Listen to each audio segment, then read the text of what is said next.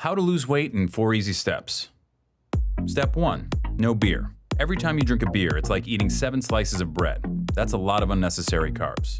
Step 2, portion control. When eating out at a restaurant, cut your meal in half and ask for a takeout container to save the rest for later. Step 3,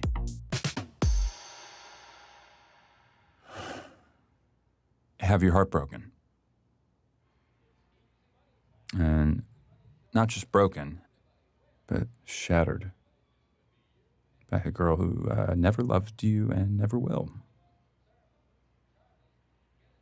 Try to get your shit together and join a gym. Start going to the gym regularly, and even though you don't know that much about exercise and you're way too weak to do pretty much anything but lift 5-pound weights with the old people, do it until your sweat makes a puddle on the floor. Then go home and go to bed, and the next day do it again, and then again, and then again. Then go to work and listen to stories of your ex-girlfriend fucking around with gross and terrible people. Stories from your coworker friends who think they're doing you a favor. Pretend that it doesn't bother you. Pretend that being forced to see your ex at work every day isn't fucking killing you. Pretend that everything's fine.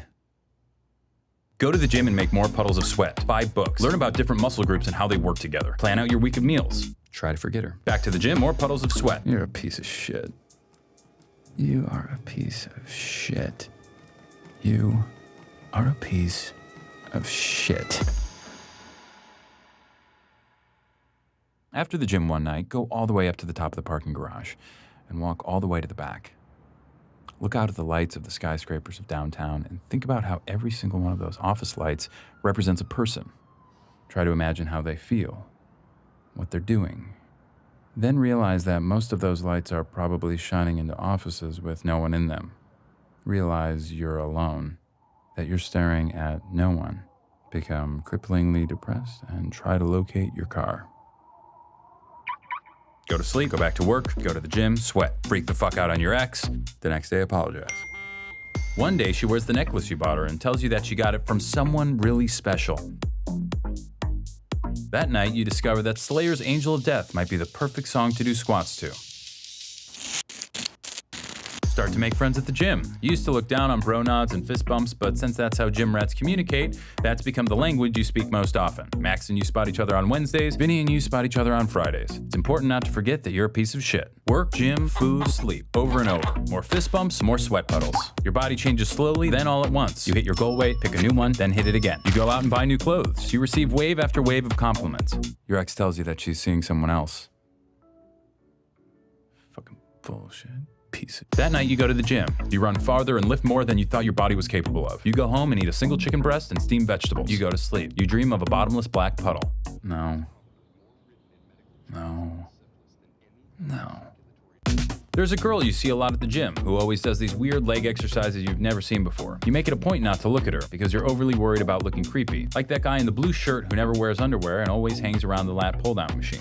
But you notice this girl is always at the gym when you are and seems to always choose the bench next to you. You turn up the Slayer and concentrate on making your puddles bigger. At work, your ex parades her new boyfriend around, flatly ignoring you the entire time. He's taller than you, in better shape than you, and significantly better looking than you.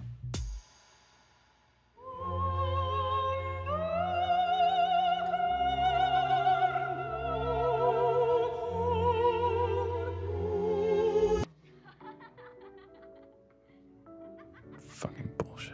That night, you bench press double your body weight. You sneak a photo of yourself in the mirror and email it to yourself with the subject heading, "You are a warrior." The next day, you are more disgusted with yourself than you've ever been, and you delete it immediately.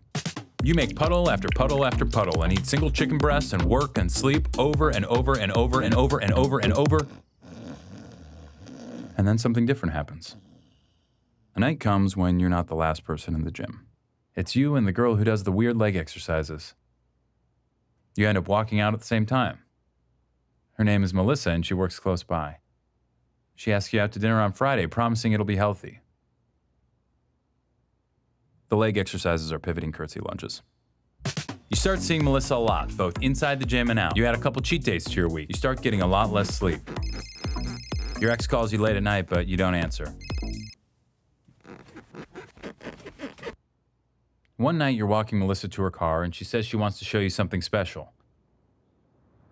You both stand there in the dark, looking out over the lights of downtown.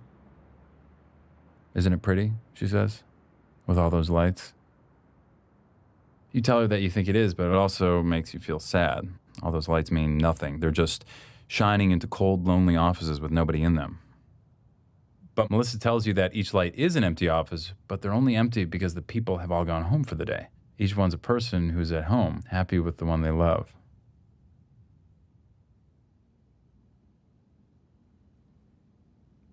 You look at her in the lights, and she smiles. Something in your chest expands.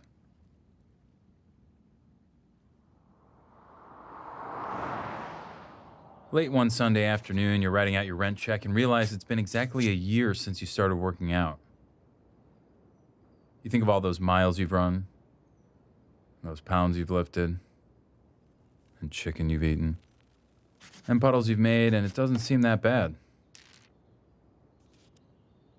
You realize that it's not about hitting a goal weight or lifting weights.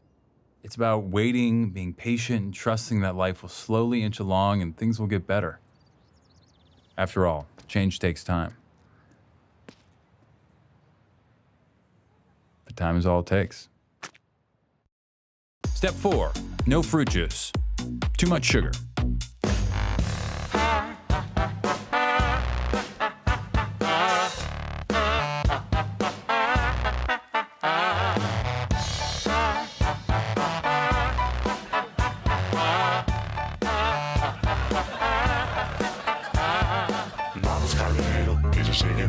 Cuida bien tu planta, crea con esmero, enciende tu pipa, dale a tu tripa, acrecienta tu conciencia, fuma tu plantita.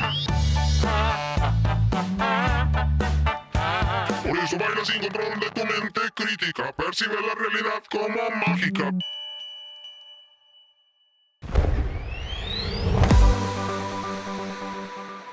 Check out Jash on Go90 for more videos.